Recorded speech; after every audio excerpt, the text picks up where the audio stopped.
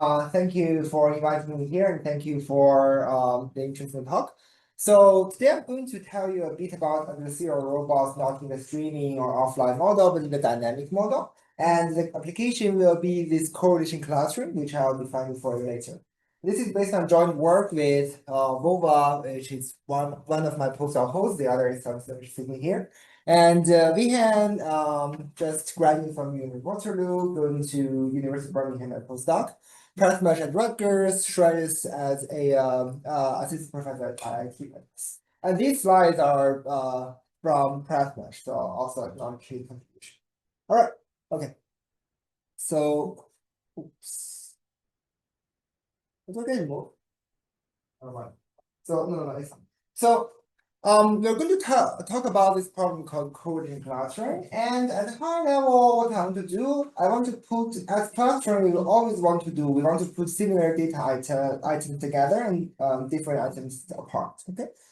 So in particular, in this application, I want to model an n data point, a data set, as a graph. And the graph as use V as a set of vertices, and you can think of each vertex corresponds to a data item. And I'm going to have the edge set as a complete graph where I'm going to introduce two edges and each of the edge between each pair of vertices. And in particular, why I'm doing this is because I'm going to annotate each edge as either positive or negative to denote similarity or dissimilarity. I'm going to use this to model how do I put similar things together and different things apart. And as a result, we can also write this graph as a combination of E plus and E minus. This means the set of positive edges, and this set means the negative edges. What do we want to do here? So we want to minimize a discriminant cost. So I'm going to define what is a good clustering for you. Okay. So we want to find the clustering, which is now a partition of the graph. Okay. So it will going to minimize the number of positive edges across clusters and negative edges inside clusters. For instance, let's say we have 4 documents here, and I'm going to annotate the light green edges as positive and red dotted edge as negative. Good. Now, if I put some clustering, like this, so the cost will be 4. Because I have 3 positive edges across 2 clusters and 1 negative edge inside the same cluster. So apparently this is not the best solution for this graph. If we switch it for a little bit, we put these 3 together and this as a singleton clustering, then we get only cost of 1. And note that here I don't concern the number of clusters, I just want the minimum the cost. Good. Okay. So what I want to do, what I want to do is to find the clustering and minimize. Yes. I mean, super obvious question, but like, couldn't you just have like everything be negative and just have like clusters of just one element for everything? That would be like. Yeah, if the graph is part of the input, right? The sum graph will inherently have non-zero cost. Sure, if I have like just all negative edges, then just to put all singletons. Any other question?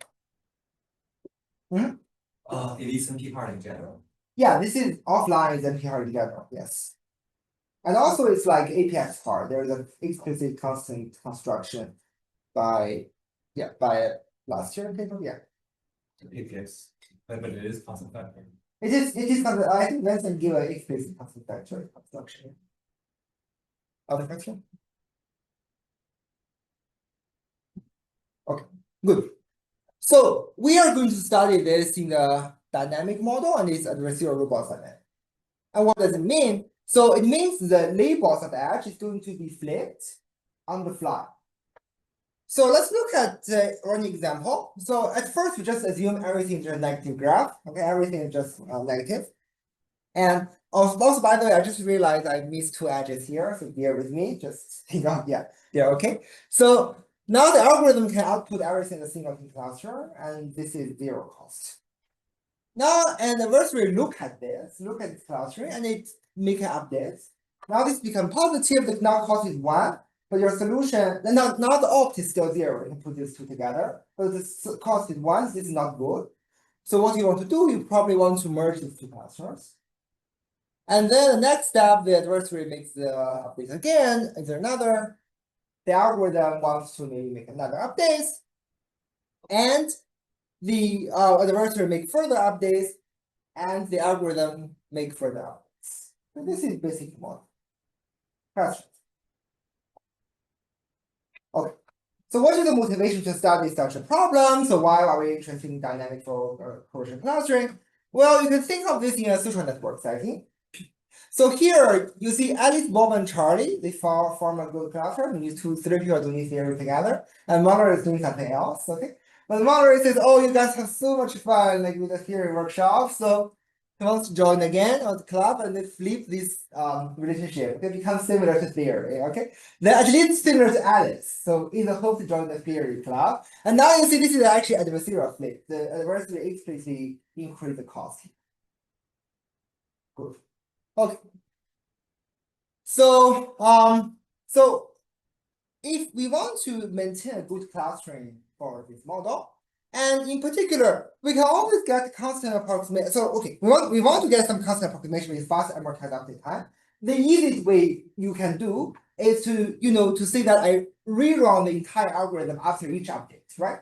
But that won't be efficient. We don't want that in that dynamic algorithm. So we want to ask that, can we maybe maintain a constant approximation in only polylog amortized update time? Because you can think of each edge insertion or deletion of each edge flip will take log time also. Okay, so this is almost proportional. Okay, so this is what we want to do. Okay, question so far?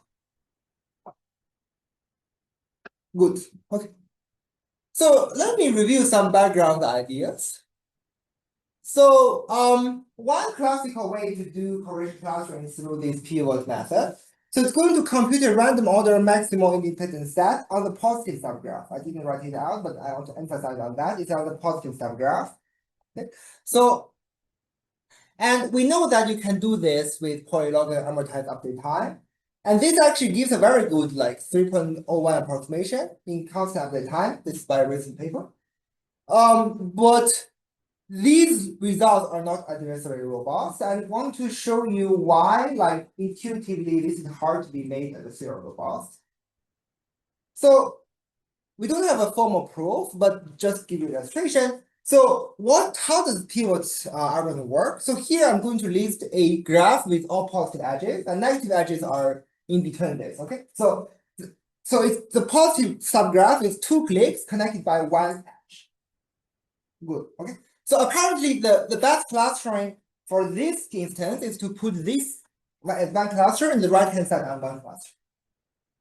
Now, for my pivot algorithm, I'm going to select one vertex. I'm going to cluster all the neighbors into my neighborhood. This is just a gradient backform sets. Here, this is a good cluster. It's exactly the best. It becomes bad if I start here.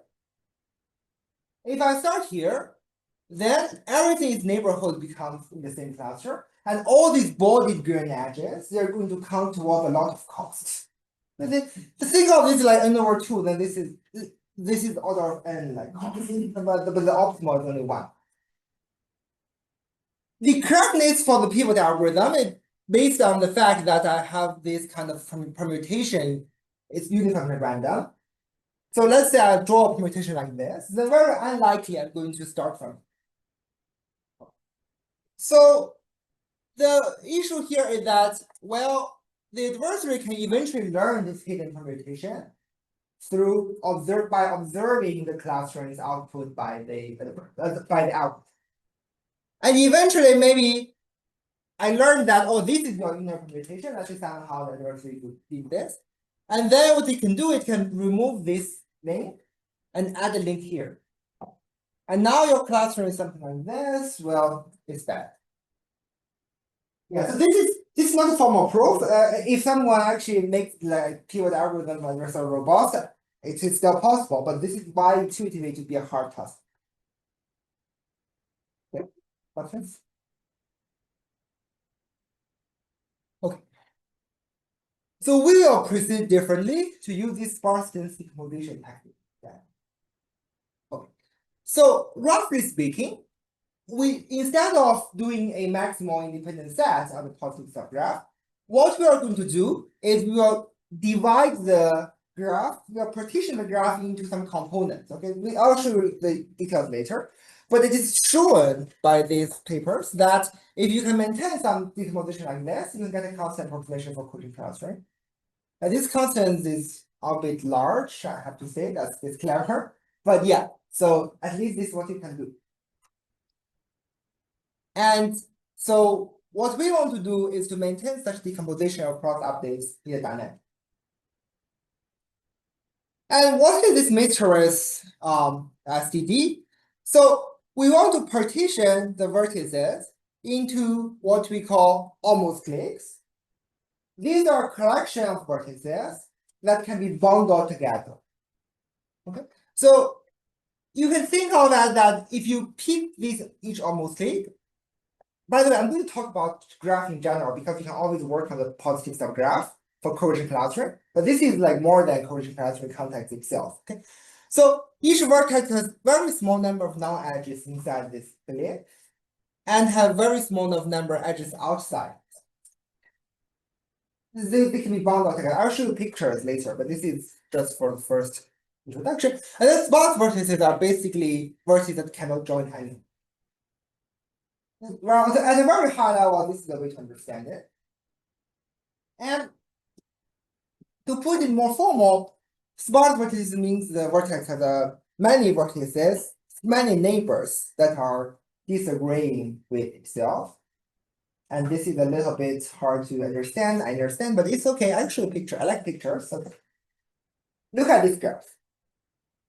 If I pick this red vertex, okay, and I look at both of its neighbors, the neighborhood of this vertex is these guys. Okay, it's very different from the red vertex. Yeah? This is only like part here, but this neighborhood is this one. It's very different. So this is a disagreement neighbor. But this guy is also a disagreement neighbor if you look at it. No? Okay.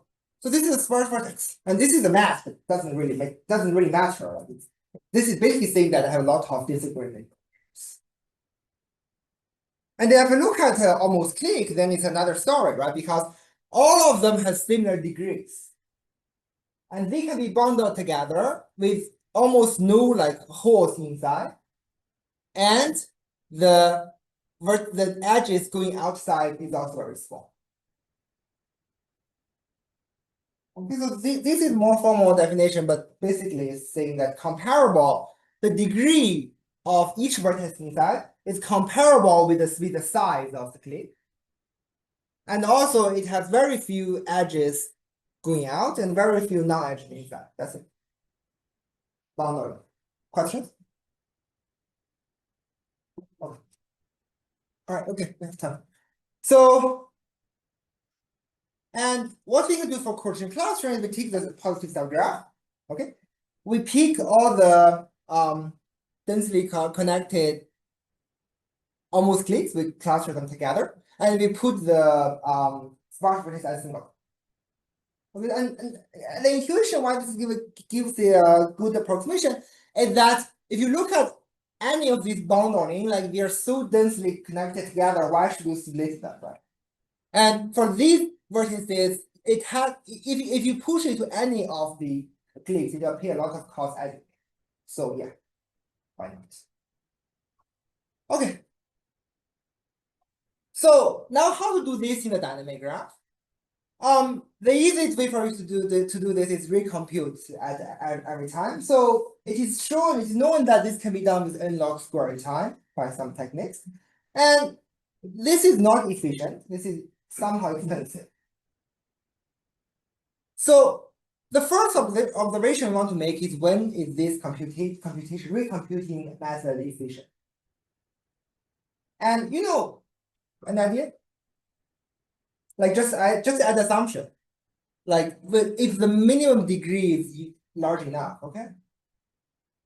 If my graph is already like say with minimum degree of 0.9 n, okay? Then my cluster at this moment should be like everything together, right? Because there are so many there's so few negative edges. And I can also say that at this point, I can just not do anything if my degree changes by less than 0.1 n. Right? Because I'm going to change the constant factor, so that's too bad. Epsilon becomes 2 epsilon. Good. And then we recompute. Otherwise, recomputing we make more than 0.1 n updates. And what's good is happening is that, well, now I'm going to spend n log squared time, but changing a degree of even a single vertex by 0.1 n requires 0.1 inversions and or deletions, or like actually label flips, I should say, according to classroom context. But this is amortized log squared of the time. This is the first observation of link, which basically the idea, the main idea. Questions about this? Okay. So now, how to make this idea work? So if you recompute the global decomposition after every update, then this is not really efficient because maybe your local update, your degree becomes from root n to like 2 root n, but you're spending n time, that's too slow. Good. But we can do the look computation. Okay, so if my vertex u changes degree by 0.1 fraction, okay, then I'm going to only compute decomposition on this local induced subgraph as neighborhood, as augmented neighborhood. Okay, so it turns out this is you need some work, but it's not too hard to show, like by the same idea we use for the global graph, that if I take the augmented neighborhood for vertex u, I look at its augmented neighborhood and the induced subgraph, I can form cliques. If there are cliques, I can form cliques in this induced subgraph. And this is in a time complexity that is proportional to the size of this augmented neighborhood times a log square factor. Yeah, I hope this is believable because you can do this on the global. Why not? Question? Okay.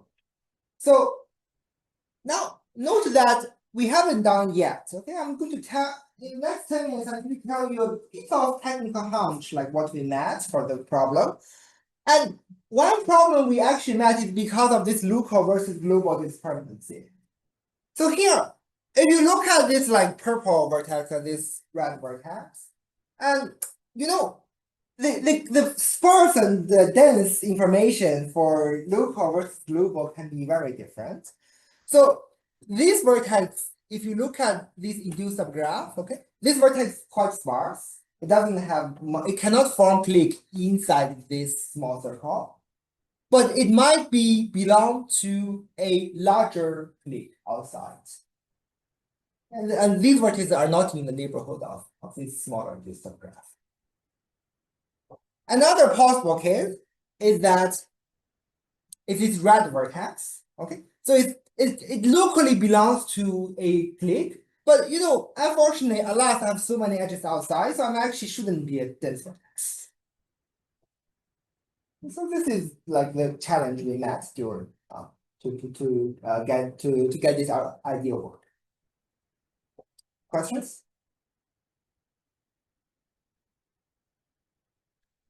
Okay. So how do we do this?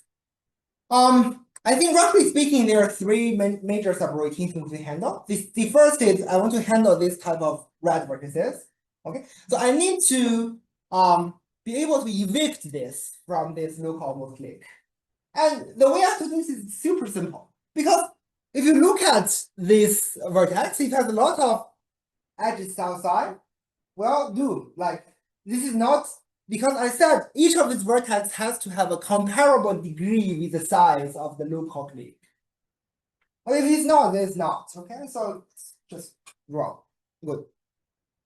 So then it means it's good. So then it means this just is invalid. So I just delete it from the local clique.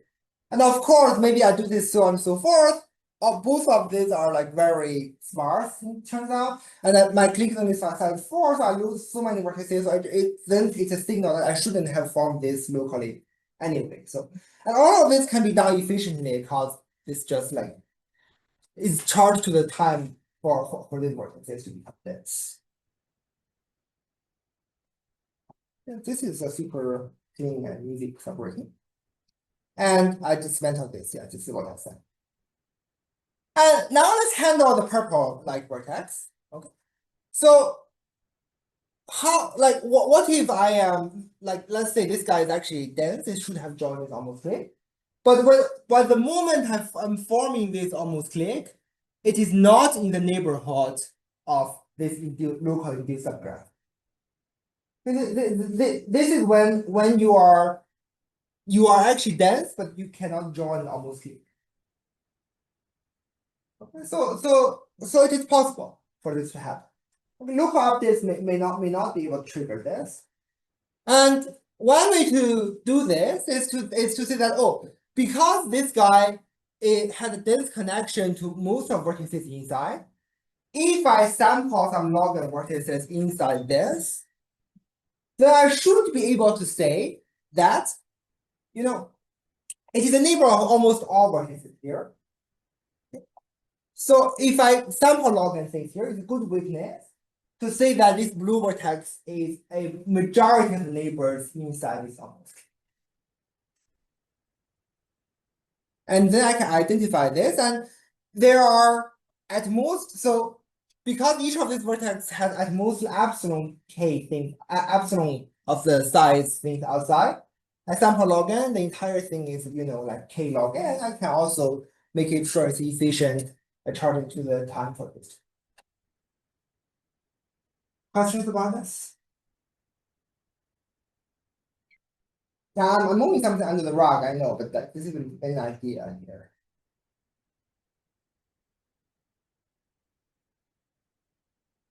Good? Okay, good.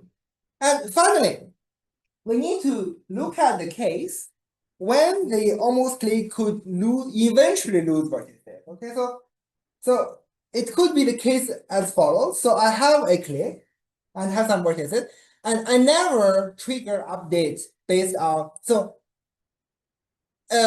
our algorithm is actually if you change the degree for a lot and then the neighborhood augmented neighborhood you are going to trigger updates. Okay, but maybe none of the vertex inside this almost click is going to trigger this update, but all of the laws of the vertices are going to be induced by the deletion of edges between these u1, u2, u3, and the vertex here. Okay, it becomes sparse, so it should be deleted from the almost click. Okay, and then if almost can lose a lot of vertices, and a lot of its neighbors becomes a lot of members become sparse, then the entire thing should not stand. Yeah, this is agreement is symmetric. So yeah. So and this is the case when u1, u2, u3 is going to induce the changes. And what we are going to do is we are going to count like eventually the number of vertices becomes sparse inside this. Again, if it becomes too big, and if it's too many vertices it becomes sparse, we're also going to dismantle this.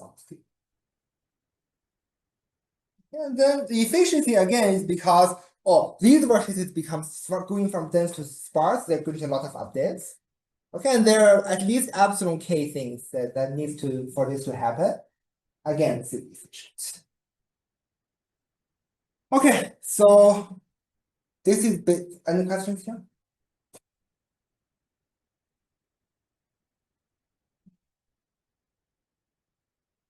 Good. Okay. All right. Then if you I spent like 10 minutes, I guess, yeah, talking about the technical hunch we encounter. But if you just like overcome all this and then put everything together, we will result in a local computation that updates fast. So amortize it. So it may take one step takes a lot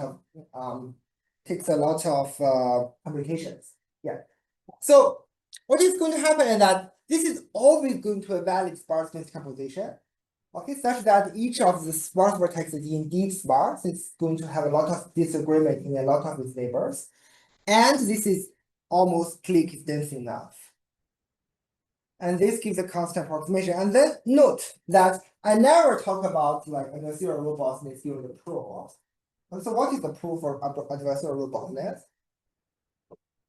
the proof is basically by this procedure, I can always maintain this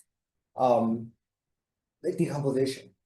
Okay, so basically every time I update the decomposition, my randomness is not based on some like previous step. It's just based on my like every time I draw like samples, I just use my this time step.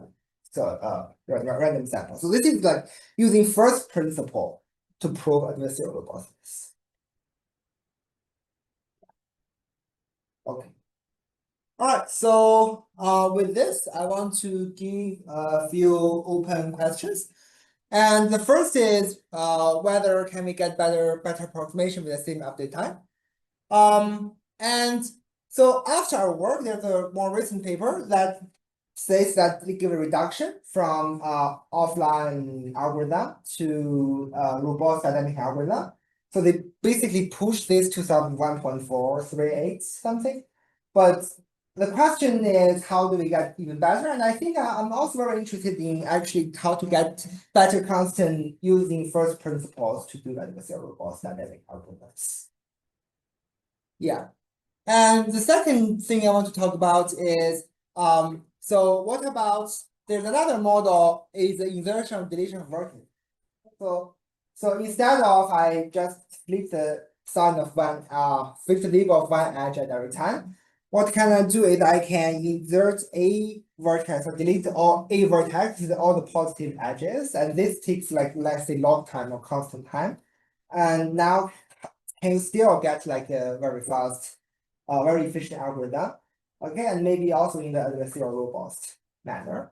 So there are papers handle insertion, but deletion is still not.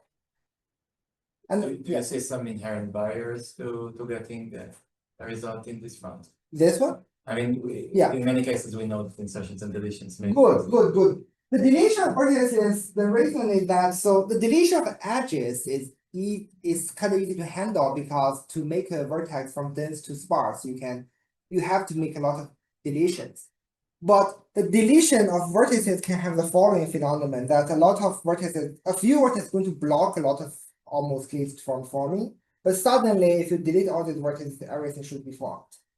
And that is one of the challenges you could encounter in this deletion of vertices. All right, I'm almost time, so I guess I'm going to conclude and thank you for listening. Questions? Yes. Consider a case for general graph. Oh yeah, general graph is another beast. The decomposition technique doesn't work with general graph. So getting anything for dynamic, I don't know anything actually about dynamic general graph. Weighted or unweighted? Either. Yeah, I think those questions are generally hard because once you work on weighted graph, there's some hardness results saying that you can get that point dynamic log n. Yeah, and so the decomposition technique inherently doesn't work for general graph for the following reason. The reason is that when you work on decomposition for positive subgraph, it means like everything is not positive is negative. And the fact that you have like 10 edges between these two paths means that you have lots of negative edges between. But if you work with general graph, this is no longer true, and I don't know what you can do with this decomposition. What is the constant factor? Oh yeah, it's like at least 10 to the 5. So yeah, I know, but okay. But this works very good in practice though. Like you read like this paper, like Rubin decomposition, not by like Sepper and I, but by Vincent and Cole. Like they have a very good like empirical implementation at Google like skill. Yeah. So the reason why this is bad, if you want to spare 1 minute, like give me 1 minute to explain, is because some sparse vertex is not actually very sparse. Okay, like something like this.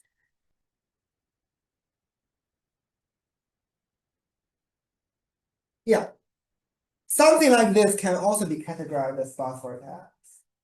Okay, so this is, you need to allow this like technically to allow the decomposition to be well to exist.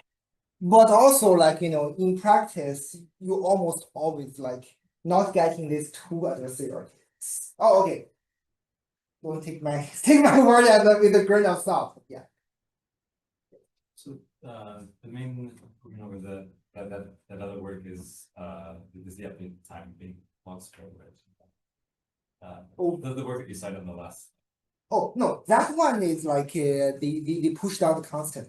Yeah, they have a better constant, but you have a much better update time.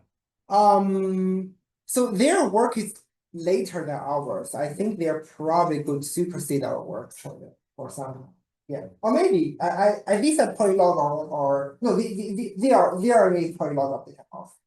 I was just wondering if your algorithm has other advantages. It seems very local, maybe in some. Yeah. I think one of the advantages that this is very good at general like first idea using first principles, and it can maybe be generalized to like working on this type of questions also. What about like these distributed models, like local and so on? Yeah. I'd be very interested if you want to talk about that. Yeah, I think this is quite robust, and I also know like for instance. Differentially private quotient clustering, the work I know is based on this kind of decomposition technique also. So it's quite stable, quite local, and yeah, that's a nice part of this. Questions? Thank you, Chen again.